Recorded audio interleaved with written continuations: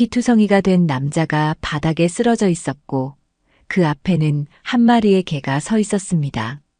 하지만 이 이야기의 시작은 그보다 훨씬 평범한 아침이었습니다. 동해시 끝자락에 자리한 작은 어촌 마을, 그곳에서 수님 할머니는 20여 년째 민박집을 운영하고 계셨습니다. 바다가 내려다 보이는 언덕 위에 작은 집, 흰색 페인트가 군데군데 벗겨진 외벽과 녹슨 철문이 세월의 흔적을 고스란히 담고 있었죠. 복돌아, 밥 먹자. 할머니의 부름에 복돌이가 느릿느릿 일어났습니다. 털이 더부룩한 중형견 크기의 복돌이는 할머니가 이 집에 오기 전부터 함께했던 오랜 동반자였습니다. 검은색과 갈색이 섞인 털에 한쪽 귀가 살짝 찢어진 모습이었지만 온순한 눈빛만큼은 누구보다 따뜻했죠. 할머니는 매일 아침 6시면 어김없이 일어나 복돌이의 밥그릇부터 챙겼습니다. 사료에 삶은 닭가슴살을 섞어주고 깨끗한 물을 따로 준비하는 것이 하루의 첫 번째 일과였어요. 복돌이도 할머니의 이런 정성을 아는지 항상 꼬리를 살랑살랑 흔들며 감사의 표현을 했습니다. 오늘도 날씨가 좋구나. 창문을 열어 젖힌 할머니의 얼굴에 아침 햇살이 비쳤습니다. 바다에서 불어오는 시원한 바람이 방 안을 가득 채웠고 갈매기들의 울음소리가 평화로운 아침을 알려왔어요. 할머니는 이런 평범한 일상이 얼마나 소중한지 누구보다 잘 알고 계셨습니다. 민박집은 여름철에만 손님들이 몰려오고 겨울에는 한적했습니다. 요즘처럼 봄이 막 시작되는 계절에는 가끔 펜션을 찾는 젊은 커플들이나 혼자 여행을 온 사람들이 하룻밤 머물다 가곤 했죠. 할머니는 그런 손님들에게 항상 정성껏 식사를 대접했고 복돌이는 낯선 사람들에게도 경계심 없이 다가가 꼬리를 흔들어 주었습니다. 복돌아, 우리도 아침 먹고 장 보러 갈까? 할머니가 말하자 복돌이가 고개를 끄덕이는 듯한 모습을 보였습니다.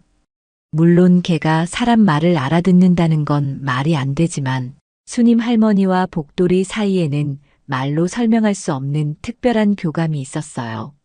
마치 오랫동안 함께 살아온 가족처럼 서로의 마음을 읽을 수 있는 그런 관계였습니다.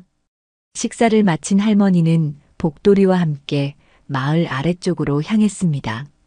작은 슈퍼마켓에서 일주일치 식재료를 사고 복돌이용 간식도 몇 개 골라주었어요. 가게 아주머니는 할머니를 보자마자 반갑게 인사했습니다. 수님씨, 어서 와요. 복돌이도 잘 지내고 있고요. 네, 고맙습니다. 이 녀석이 워낙 얌전해서 키우기가 쉬워요. 사람들은 복돌이를 그저 평범한 동네개 정도로 생각했습니다. 가끔 산책하는 모습을 보면 느릿느릿하고 온순해 보였고 다른 개들과 싸우는 일도 없었으니까요. 할머니도 복돌이의 특별한 면에 대해서는 아무에게도 말하지 않았습니다. 장을 본 후 집으로 돌아가는 길 할머니는 문득 걱정스러운 표정을 지었습니다. 최근 며칠 동안 계속 마음에 걸리는 일이 있었거든요. 하지만 복돌이가 옆에서 천천히 걸어가는 모습을 보니 마음이 조금 안정되었어요. 괜찮다, 괜찮아. 별일 아닐 거야. 할머니는 혼잣말로 자신을 다독였습니다. 복돌이는 할머니의 불안한 마음을 느꼈는지 평소보다 더 가까이 붙어서 걸었어요. 그렇게 두 친구는 집으로 돌아갔고 오후에는 함께 바닷가에 나가 산책을 했습니다. 바다를 바라보며 벤치에 앉은 할머니의 표정은 평온해 보였지만 마음 한구석에는 말할 수 없는 불안감이 자리 잡고 있었습니다. 복돌이는 할머니 발치에 누워 바다를 바라보며 가끔씩 할머니를 올려다봤어요. 마치 무슨 일이 있어도 자신이 지켜주겠다는 듯한 눈빛이었습니다. 그 평화로운 일상이 깨진 건 바로 다음 날 오후였습니다. 똑똑똑. 대문을 두드리는 소리가 울렸습니다. 할머니는 복돌이와 함께 거실에서 텔레비전을 보고 있었는데 평소보다 거칠고 급한 노크 소리에 깜짝 놀랐어요. 누구세요? 할머니가 대문 쪽으로 걸어가며 물었습니다. 복돌이는 갑자기 귀를 쫑긋 세우고 몸을 긴장시켰어요. 평소 온순하던 모습과는 확연히 다른 반응이었습니다. 수님 할머니 맞죠? 잠깐 얘기 좀 하시죠. 문 밖에서 들려온 목소리는 낯설고 거칠었습니다. 할머니는 조심스럽게 문을 열었고 그곳에는 정장을 입은 중년 남성이 서 있었어요. 키가 크고 덩치가 좋은 편이었는데 얼굴에는 불친절한 표정이 가득했습니다. 저는 장태구라고 합니다. 할머니께서 빌린 돈 일로 왔어요. 장태구라는 남자의 말에 할머니의 얼굴이 굳어졌습니다. 복돌이는 할머니 뒤에서 남자를 노려보며 낮게 으르렁거리기 시작했어요. 무슨 돈 얘기인지 모르겠는데요. 모르긴 뭘 몰라요. 이 집을 담보로 5천만 원을 빌리셨잖아요. 이자까지 합치면 지금 8천만 원이 넘어요. 장태구는 서류가 든 봉투를 흔들며 말했습니다. 할머니는 그 서류를 받아보고는 얼굴이 창백해졌어요. 분명히 기억나는 일이었거든요. 몇 년 전 민박집 개조 공사를 할 때 부족한 자금을 마련하려고 빌린 돈이었습니다. 그때 분명히 갚았는데요. 영수증도 있어요. 영수증? 그런 건 통하지 않아요. 정식 계약서에 사인하신 거 맞죠? 여기 보세요. 장태구가 내민 계약서에는 확실히 할머니의 서명이 있었습니다. 하지만 할머니가 기억하는 내용과는 달랐어요. 이자율도 훨씬 높았고 갚는 조건도 까다로웠습니다. 이건 제가 사인한 게 아니에요. 분명히 다른 내용이었는데. 할머니, 나이 드시니까 기억이 가물가물하신가 봐요. 어쨌든 돈은 받아야 해요.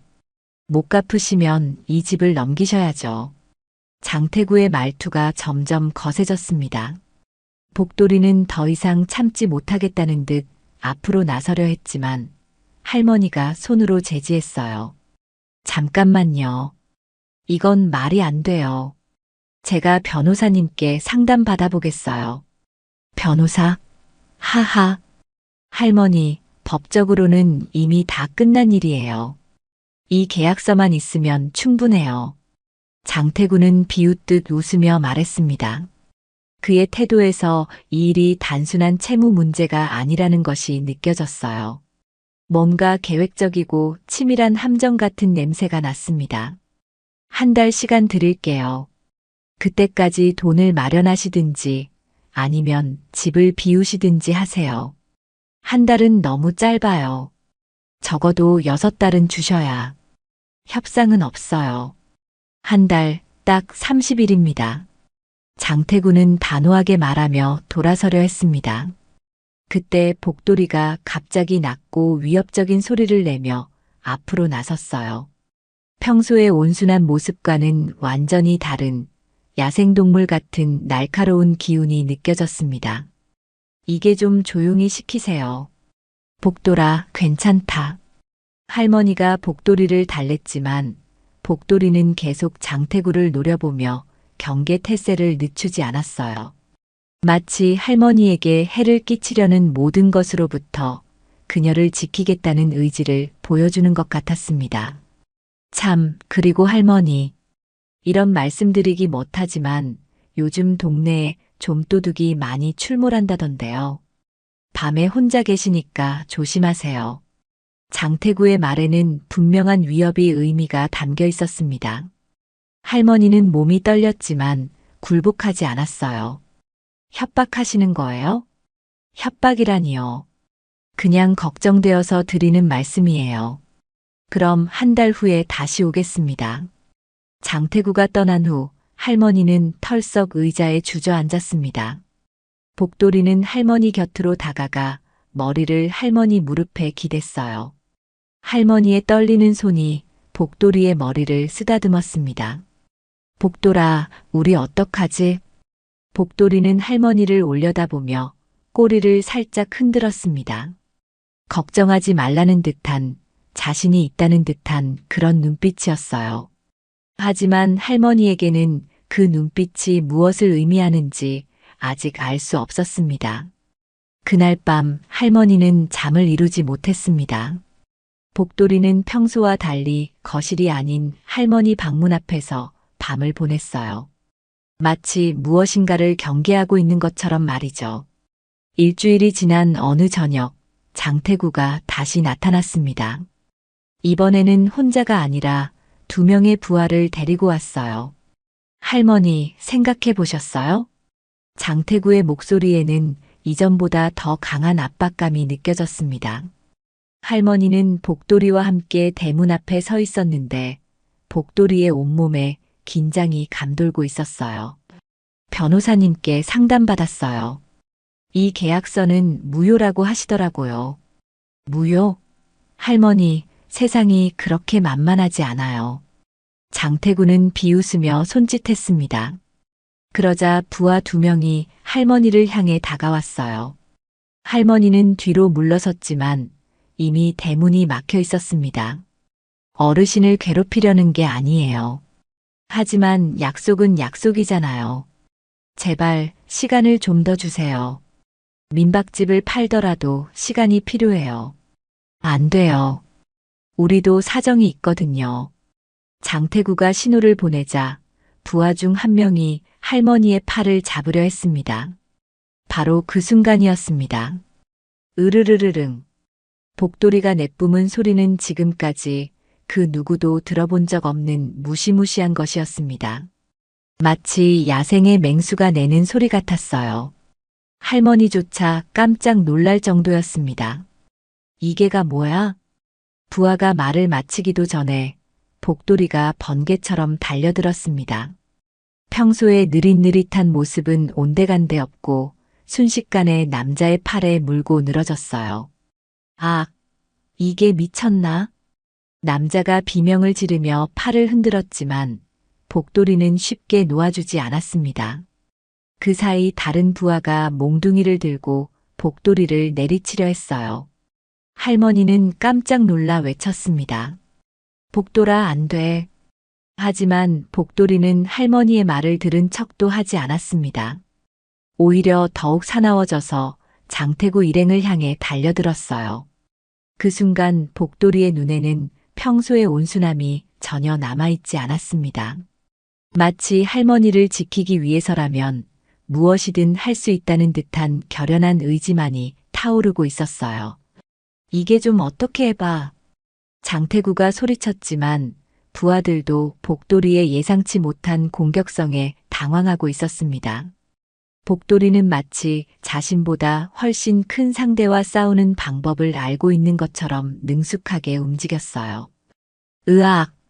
결국 장태구의 다리에도 복돌이의 이빨이 박혔습니다. 장태구는 바닥에 굴러떨어지며 비명을 질렀어요. 그의 바지는 찢어져 있었고 상처에서 피가 흘러나왔습니다. 이게 때문에.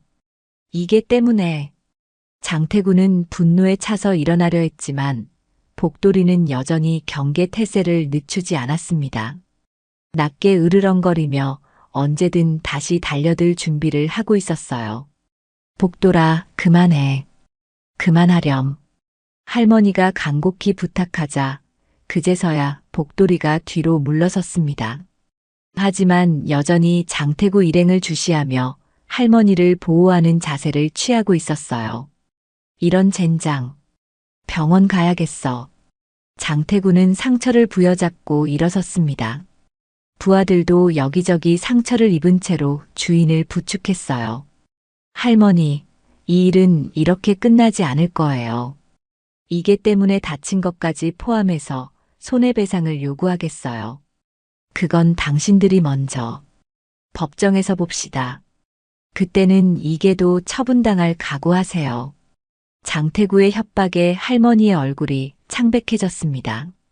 복돌이가 처분된다는 말에 가슴이 철렁 내려앉았어요.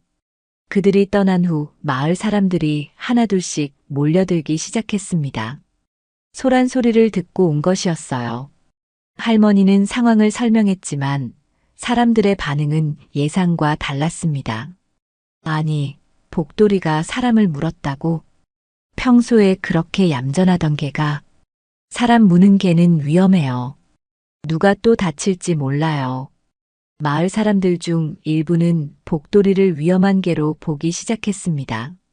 특히 장태구와 연관이 있는 사람들은 할머니와 복돌이를 비난했어요. 수님 씨, 개를 좀 처리하는 게 어때요? 그래요. 이런 일이 또 생기면 큰일 나요. 하지만 할머니를 오래 알고 지낸 사람들은 다른 반응을 보였습니다. 장태구 그 사람이 뭔가 잘못한 게 분명해요. 복돌이가 괜히 그럴 리 없어요. 마을이 둘로 나뉘기 시작했습니다. 복돌이를 위험하다고 보는 사람들과 할머니를 옹호하는 사람들로 말이에요. 할머니는 이런 상황이 더욱 마음 아팠습니다. 그날 밤 할머니는 복돌이를 안고 눈물을 흘렸습니다. 복돌아, 미안해. 내가 나를 지켜주려고 한 건데 사람들이 너를 나쁘게 봐서 미안해. 복돌이는 할머니의 눈물을 하차주며 위로했습니다. 하지만 복돌이의 눈에는 여전히 경계심이 남아 있었어요. 무언가 더 큰 위험이 다가오고 있다는 것을 본능적으로 감지하고 있는 것 같았습니다. 다음 날 아침 할머니의 오랜 친구인 영숙 씨가 찾아왔습니다. 영숙 씨는 마을에서 가장 오래 살아온 사람 중 한 명으로 복돌이가 할머니와 함께 살게 된 진짜 이유를 아는 몇 안 되는 사람이었어요. 순임아, 어제 일 들었어. 괜찮아? 영숙 언니, 복돌이 때문에 마을이 시끄러워졌어요. 할머니는 걱정스러운 표정으로 말했습니다. 복돌이는 영숙 씨를 보고 꼬리를 살짝 흔들었어요. 영숙 씨는 복돌이의 과거를 아는 사람이라 그런지 특별한 애정을 보였습니다. 복돌아, 할머니 잘 지켜줬구나. 영숙 씨가 복돌이의 머리를 쓰다듬으며 말했습니다. 그러자 할머니가 영숙 씨를 바라봤어요. 언니, 이제 말해도 될까요? 복돌이의 진짜 이야기를요. 그래야 할 것 같아. 사람들이 복돌이를 오해하고 있으니까. 영숙 씨는 고개를 끄덕였습니다. 그리고 이야기를 시작했어요. 그건 5년 전 여름이었어요. 태풍이 불어닥쳤던 그날 밤 말이에요. 5년 전 여름 강력한 태풍이 동해안을 강타했습니다. 바람은 시속 100km가 넘었고 바다는 거대한 파도로 뒤덮여 있었어요. 마을 사람들은 모두 집 안에 숨어 있었습니다. 그날 밤 순임이가 갑자기 바닷가로 나간 거야. 나는 말렸는데 뭔가 이상한 소리가 들린다고 하더라고. 할머니는 그날 밤 집에서 이상한 울음소리를 들었습니다. 태풍 소리에 섞여 들려오는 희미한 소리였지만 분명히 동물의 울음소리였어요. 비 오는데 뭔 소리가 들려? 영숙 씨가 말렸지만 할머니는 우산을 들고 밖으로 나갔습니다. 바닷가에 가보니 정말로 작은 울음소리가 들렸어요. 파도에 떠밀려온 작은 개 한 마리가 바위 틈에 끼어 있었어요. 거의 죽어가는 상태였죠. 복돌이는 그때 아직 다 자라지 않은 강아지였습니다. 누군가 버린 것인지 아니면 태풍에 휩쓸려 온 것인지 알 수 없었지만 분명한 건 그대로 두면 죽을 상황이었어요. 순임이가 목숨 걸고 그 개를 구해낸 거야. 파도가 그렇게 거센데도 말이야. 할머니는 파도가 몰아치는 바위 틈으로 들어가 복돌이를 끌어냈습니다. 그 과정에서 할머니도 바위에 부딪혀 여기저기 상처를 입었어요. 집에 데려와서 밤새 간병했지. 수의사 선생님까지 불러서 말이야. 복돌이는 며칠 동안 생사를 오갔습니다. 할머니는 잠도 제대로 자지 않고 복돌이를 돌봤어요. 약을 먹이고 따뜻하게 해주고 계속 말을 걸어주었습니다. 그런데 신기한 일이 생겼어요. 영숙 씨의 말에 할머니도 고개를 끄덕였습니다. 복돌이가 회복되고 나서부터 이상한 능력을 보이기 시작한 거야. 태풍이 오기 전에 미리 알고 짖는다든지, 위험한 사람이 오면 미리 경계한다든지, 복돌이는 단순한 개가 아니었습니다. 마치 자연재해나 위험을 미리 감지하는 특별한 능력이 있는 것 같았어요. 할머니도 처음에는 우연이라고 생각했지만 시간이 지나면서 확신하게 되었습니다. 바다에서 죽을 뻔했던 경험이 복돌이를 변화시킨 것 같아요. 마치 더 예민하고 강해진 것처럼요. 그래서 복돌이는 평소에는 온순했지만 정말 위험한 상황에서는 누구도 예상할 수 없는 강함을 보이는 거였습니다. 어제 장태구를 공격한 것도 그런 본능 때문이었어요. 사람들이 알아야 해요. 복돌이가 왜 그런 행동을 했는지를요. 영숙 씨의 말에 할머니는 망설였습니다. 그런데 믿을까요? 걔가 그런 능력이 있다고 하면요. 믿든 안 믿든 진실은 말해야 해요. 그날 오후 마을 사람들이 할머니 집에 모였습니다. 복돌이 문제를 의논하기 위해서였어요. 어떤 사람들은 복돌이를 없애야 한다고 주장했고, 어떤 사람들은 할머니 편을 들었습니다. 수님 씨, 이번 일은 너무 심각해요. 그래요. 사람을 무는 개를 그냥 둘 수는 없어요. 하지만 할머니는 용기를 내어 복돌이의 진짜 이야기를 들려주었습니다. 5년 전 태풍날 밤의 일과 복돌이의 특별한 능력에 대해서요. 정말이에요. 복돌이는 위험을 미리 알아요. 그래서 저를 지켜준 거예요. 사람들의 반응은 반반이었습니다. 믿는 사람들도 있었고 의심하는 사람들도 있었어요. 그런 개가 정말 있을까요?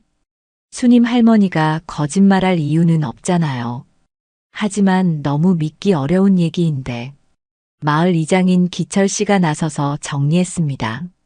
일단 복돌이를 함부로 처분하지는 말자. 하지만 앞으로 이런 일이 생기지 않도록 조심해야 해요.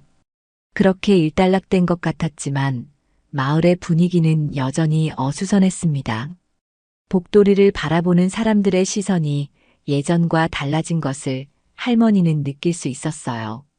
그날 밤 할머니는 복돌이에게 말했습니다. 복돌아, 사람들이 우리를 이상하게 봐도 괜찮아. 우리는 서로만 있으면 되는 거야. 복돌이는 할머니의 손을 핥으며 위로했습니다. 하지만 두 친구 모두 이것이 시작에 불과하다는 것을 알고 있었어요. 일주일 후 장태구가 예고했던 대로 법정 소환장이 도착했습니다. 상해죄와 재산 피해로 할머니와 복돌이를 고발한 것이었어요. 할머니, 이거 어떡해요? 영숙 씨가 걱정스럽게 물었습니다. 할머니는 소환장을 들고 한숨을 쉬었어요. 변호사님께 상담받아야겠어요. 하지만 문제는 변호사 비용이었습니다. 제대로 된 변호사를 선임하려면 적지 않은 돈이 필요했는데 할머니에게는 그럴 여유가 없었어요. 더 큰 문제는 마을 분위기였습니다. 법정 소송이 시작되면서 사람들의 의견이 더욱 극명하게 갈리기 시작한 것이었어요. 수님 할머니 편에 서면 우리도 피해볼 수 있어요. 어떤 사람들은 장태구의 영향력을 두려워했습니다. 장태구가 마을에서 여러 사업을 하고 있었고 그와 척을 지면 경제적 피해를 볼 수 있다고 생각했거든요.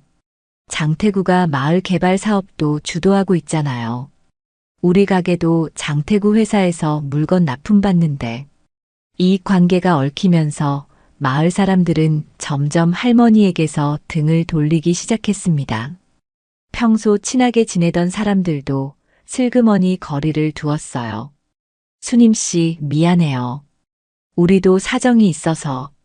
할머니는 이런 변화가 더욱 마음 아팠습니다.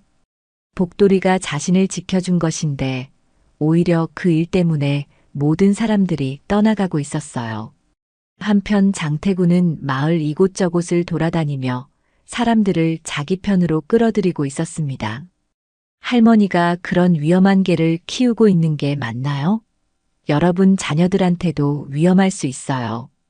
법적으로도 이미 문제가 된 상황이에요. 마을 전체가 피해를 볼 수 있습니다. 장태구의 말에 넘어가는 사람들이 늘어났습니다. 특히 어린 자녀를 둔 부모들은 복돌이를 위험 요소로 보기 시작했어요. 그게 때문에 우리 아이들이 다칠까봐 무서워요. 마을에서 내보내는 게 맞지 않을까요? 할머니는 이런 이야기들을 듣고 깊은 절망감을 느꼈습니다.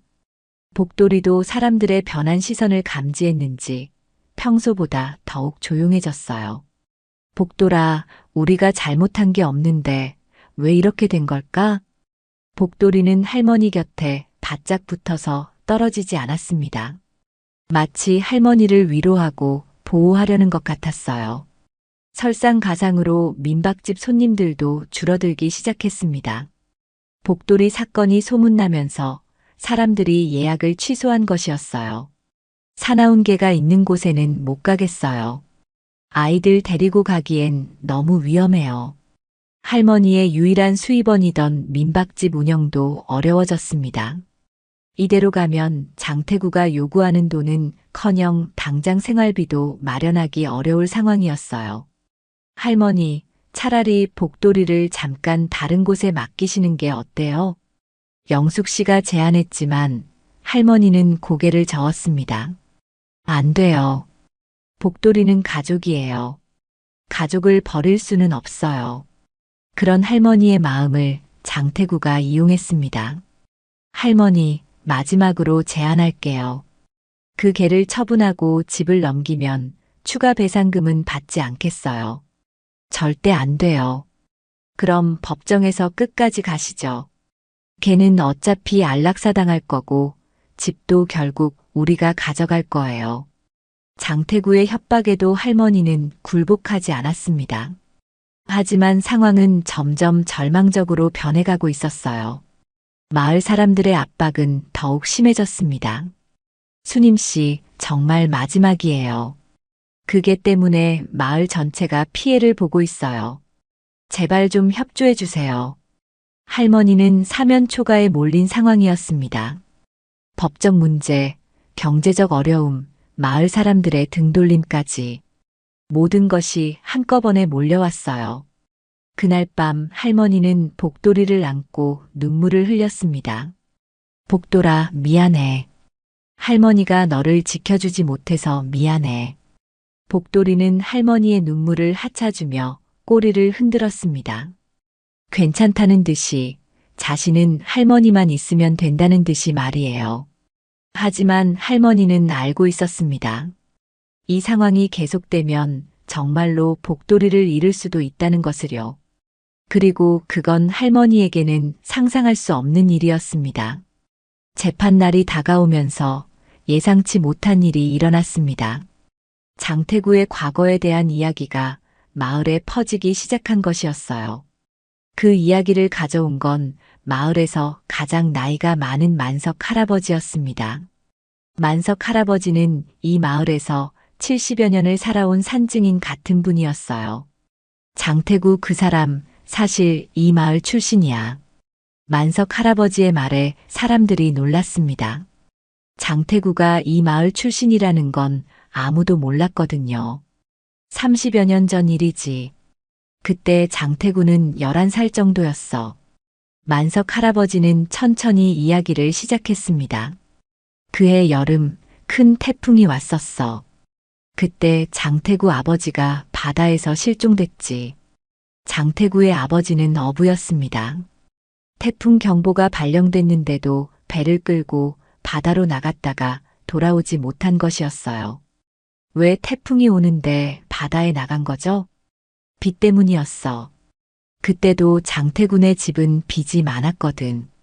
태풍이 와도 고기를 잡아야 한다고 고집을 부렸지.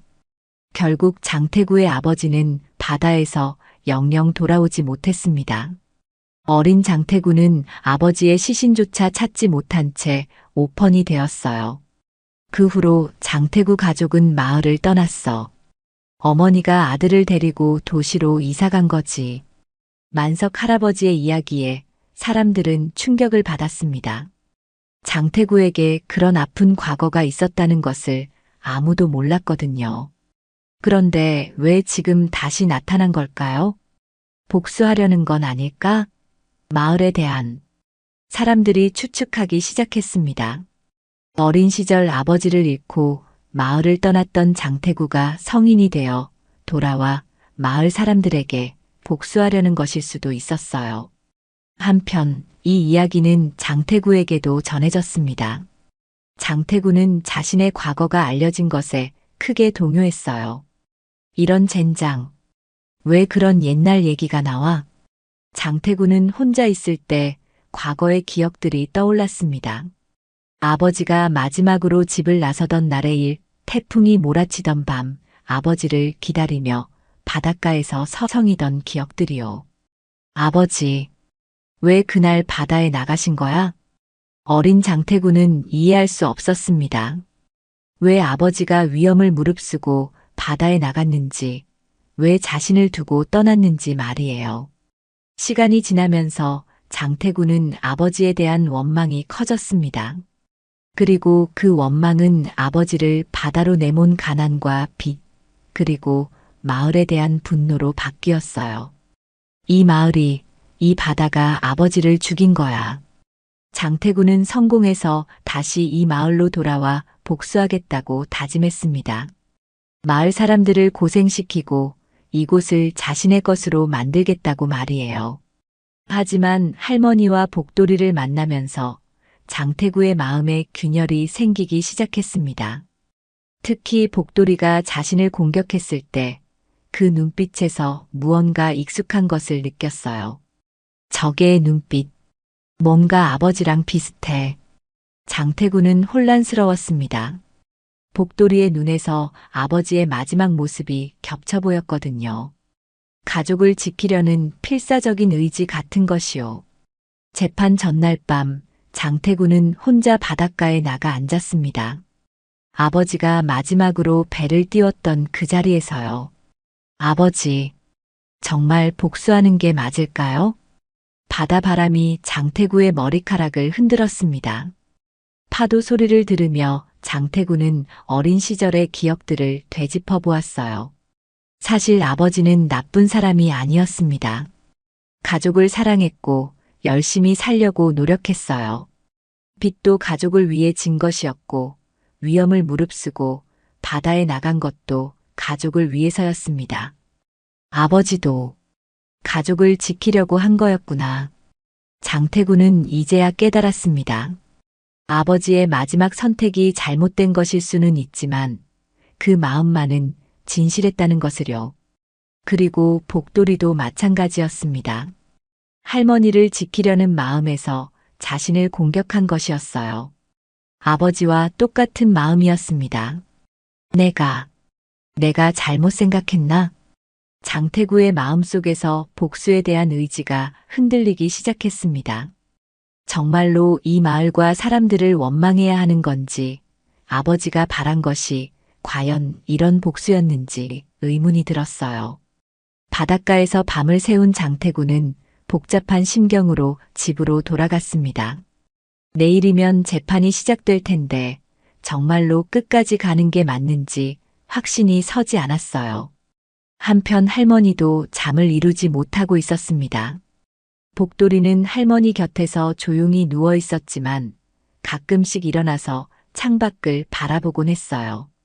복돌아, 내일이면 모든 게 결정될 거야. 할머니의 목소리는 떨리고 있었습니다. 하지만 복돌이는 여전히 평온한 표정이었어요. 마치 모든 것이 잘 될 거라고 할머니를 위로하는 것 같았습니다. 드디어 재판날이 왔습니다. 작은 시골 마을의 법정은 마을 사람들로 가득 찼어요. 어떤 사람들은 할머니를 응원하러 왔고 어떤 사람들은 그저 구경하러 온 것 같았습니다. 할머니는 복돌이와 함께 법정에 들어섰습니다. 복돌이는 평소보다 더욱 얌전한 모습이었어요. 마치 이곳이 어떤 곳인지 알고 있는 것처럼 조용히 할머니 곁에 앉아 있었습니다. 피고인 입장하십시오. 장태구가 들어오자 복돌이의 귀가 쫑긋 섰습니다. 하지만 예상과 달리 공격적인 반응은 보이지 않았어요. 오히려 조용히 장태구를 지켜보고 있었습니다. 재판이 시작되었습니다. 장태구 측 변호사가 먼저 주장을 펼쳤어요. 피고인이 기르는 개가 저희 의뢰인에게 심각한 상해를 입혔습니다. 이는 명백한 손해배상 사안입니다. 사진과 의료 기록들이 증거로 제출되었습니다. 장태구의 상처는 실제로 심각해 보였어요. 또한 이 개는 마을 주민들에게도 위험 요소가 되고 있습니다. 공공 안전을 위해 적절한 조치가 필요합니다. 이어서 할머니 측 변호사가 반박했습니다. 복돌이는 자신의 주인을 지키기 위한 정당방위였습니다. 피고인들이 먼저 할머니를 위협했기 때문입니다. 하지만 객관적인 증거가 부족했습니다. 당시 상황을 목격한 사람이 할머니뿐이었거든요. 증인으로 영숙 씨를 부르겠습니다. 영숙 씨가 증인석에 섰습니다. 그녀는 복돌이의 과거와 성격에 대해 증언했어요. 복돌이는 절대로 먼저 공격하는 개가 아닙니다. 5년 동안 마을에서 살면서 한 번도 문제를 일으킨 적이 없어요. 그렇다면 왜 갑자기 사람을 공격했다고 생각하십니까? 할머니가 위험에 처했다고 느꼈기 때문입니다. 복돌이는 특별한 개예요. 영숙 씨는 복돌이의 과거 이야기를 법정에서 다시 한번 들려주었습니다. 태풍날 밤 할머니가 구해준 일과 그 후 보여준 특별한 능력들에 대해서요. 정말 믿기 어려운 이야기군요. 판사도 반신반의하는 표정이었습니다. 하지만 그때 예상치 못한 일이 일어났어요. 만석 할아버지가 갑자기 일어서서 말했습니다. 판사님, 제가 할 말이 있습니다. 증인으로 선서하지 않으셨는데요. 꼭 해야 할 말이 있습니다. 만석 할아버지는 허락을 받고 증인석에 섰습니다. 그리고 장태구의 과거에 대해 이야기하기 시작했어요. 원고인 장태구 씨는 이 마을 출신입니다. 30여 년 전 아버지를 바다에서 잃고 마을을 떠났던 만석 할아버지의 증언이 계속되자 법정 안이 술렁거리기 시작했습니다. 장태구의 얼굴은 점점 창백해졌어요. 그래서 이번 일도 마을에 대한 복수의 일환이 아닌가 의심됩니다. 반대합니다. 추측에 불과합니다. 장태구 측 변호사가 반박했지만 이미 분위기는 바뀌고 있었습니다.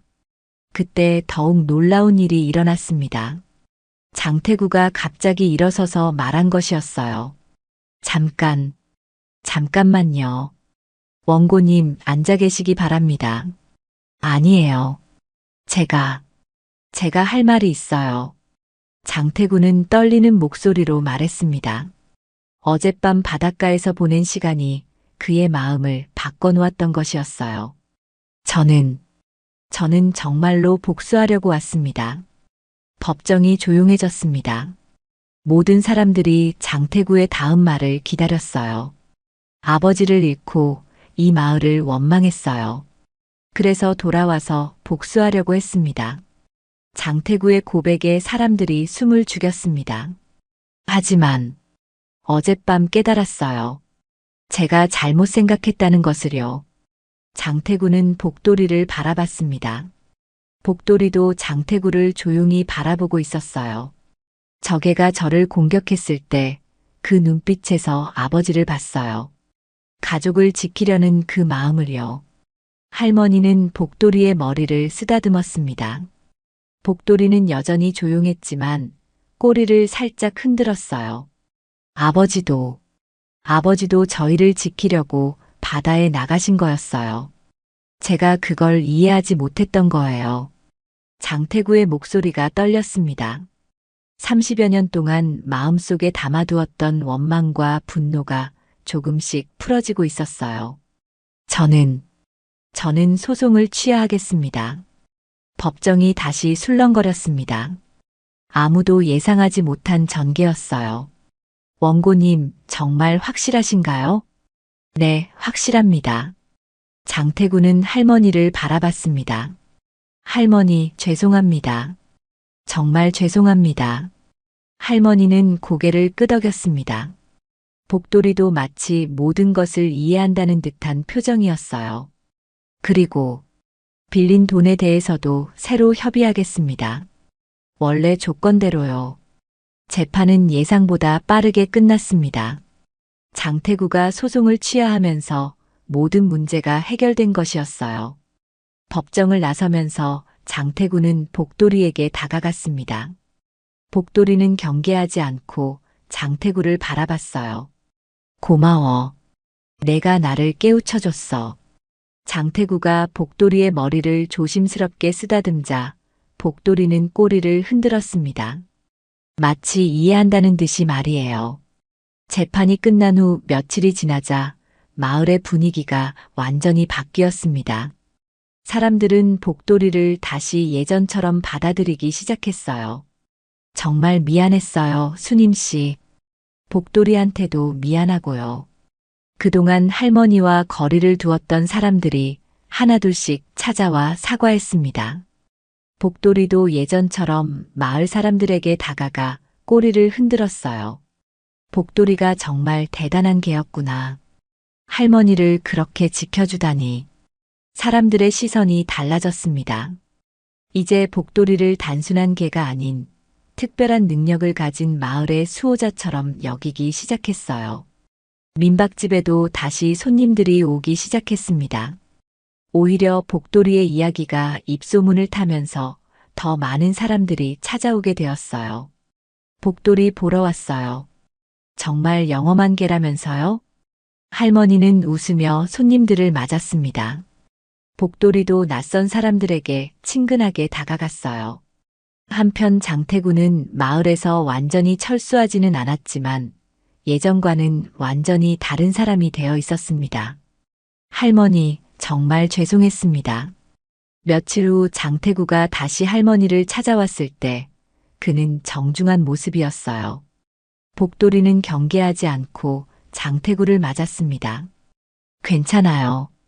이제 다 지난 일이에요. 빌린 돈은 원래 조건대로 천천히 갚으시면 됩니다. 이자는 법정 이율로 조정하겠어요. 장태구는 진심으로 사과했습니다. 그리고 마을 사람들에게도 마찬가지였어요. 제가 잘못 생각했습니다. 마을에 피해를 끼쳐서 죄송합니다. 시간이 지나면서 장태구는 마을 사람들과 조금씩 관계를 회복해 나갔습니다. 완전히 예전으로 돌아갈 수는 없었지만 적어도 적대적이지는 않았어요. 아버지, 이제 좀 편히 쉬세요. 장태구는 가끔 바닷가에 나가 아버지를 그리워했습니다. 하지만 이제는 원망이 아닌 그리움이었어요. 복돌이의 이야기는 마을을 넘어 더 멀리 퍼져나갔습니다. 신문과 방송에서도 관심을 보였고 동물보호단체에서도 복돌이를 모범 사례로 소개했어요. 복돌이 덕분에 우리 마을이 유명해졌네요. 관광객들도 많이 늘었고요. 하지만 할머니와 복돌이에게는 그런 명성보다 평온한 일상이 더 소중했습니다. 복돌아, 우리는 그냥 예전처럼 살자. 복돌이도 동의하는 듯 꼬리를 흔들었어요. 어느 날 오후 할머니와 복돌이는 다시 바닷가 산책을 나갔습니다. 예전처럼 벤치에 앉아 바다를 바라보는 두 친구의 모습은 평화로웠어요. 복돌아, 정말 고마워. 할머니를 지켜줘서. 복돌이는 할머니의 손을 살짝 하찼습니다. 당연한 일이라는 듯이 말이에요. 바다에서 불어오는 바람이 두 친구를 감쌌습니다. 갈매기들의 울음소리와 파도소리가 평화로운 오후를 만들어 주었어요. 마을은 다시 예전의 평온을 되찾았습니다. 아니, 오히려 예전보다 더 단단한 공동체가 되었어요. 힘든 시간을 함께 겪으면서 서로를 더 깊이 이해하게 되었거든요. 우리 마을에 복돌이가 있어서 정말 다행이야. 그러게요. 복돌이가 우리 모두를 지켜준 거네요. 사람들은 이제 복돌이를 마을의 수호신처럼 여겼습니다. 복돌이도 그런 역할을 기꺼이 받아들이는 것 같았어요. 저녁이 되어 할머니와 복돌이가 집으로 돌아올 때 마을 사람들이 반갑게 인사했습니다. 수님 씨, 복돌이, 안녕히 들어가세요. 내일 또 봐요. 할머니는 행복한 미소를 지었습니다. 복돌이도 꼬리를 흔들며 사람들에게 인사했어요. 집에 도착한 할머니는 복돌이의 저녁 밥을 준비했습니다. 여전히 사료에 삶은 닭가슴살을 섞어주고 깨끗한 물을 따로 준비하는 것이 하루의 마지막 일과였어요. 복돌아, 오늘도 고생 많았어. 복돌이는 할머니를 바라보며 꼬리를 흔들었습니다. 그리고 맛있게 저녁을 먹었어요. 밤이 되자 할머니는 복돌이와 함께 거실에서 텔레비전을 봤습니다. 평범하고 소소한 일상이었지만 두 친구에게는 세상에서 가장 소중한 시간이었어요. 복돌아, 우리 앞으로도 쭉 함께 하자. 복돌이는 할머니 곁에 누워 스르르 잠이 들었습니다. 편안하고 안전한 표정이었어요. 동해 바닷가 작은 마을에는 다시 평화가 찾아왔습니다. 한 할머니와 한 마리 개의 특별한 우정이 마을 전체를 바꿔놓은 것이었어요. 파도 소리가 마을을 감싸며 평온한 밤을 알려왔습니다. 복돌이와 할머니의 이야기는 이렇게 새로운 시작을 맞이했습니다. 서로를 지키며 서로를 사랑하며 평범하지만 특별한 일상을 만들어가는 두 친구의 이야기였습니다. 이것은 동해 바닷가 작은 마을에서 실제로 일어난 일입니다. 사랑과 용기, 그리고 진정한 가족의 의미에 대한 이야기였어요.